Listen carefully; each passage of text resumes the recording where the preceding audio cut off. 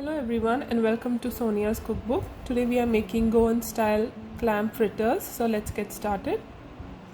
Add 1 cup of cooked clams, 5 tablespoons of coarsely ground rice flour, half cup chopped red onion, half cup chopped cilantro or coriander, 2 grated green chilies, quarter cup grated coconut, 1 teaspoon of black pepper powder, 1 teaspoon of turmeric powder, quarter teaspoon of asafoetida or Hing, 1 teaspoon of salt, 2 teaspoons of tamarind extract or lemon juice, 1/3 cup of water, and mix well.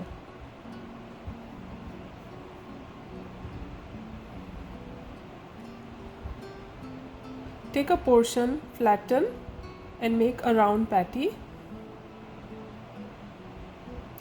Shallow fry them in coconut oil on medium heat.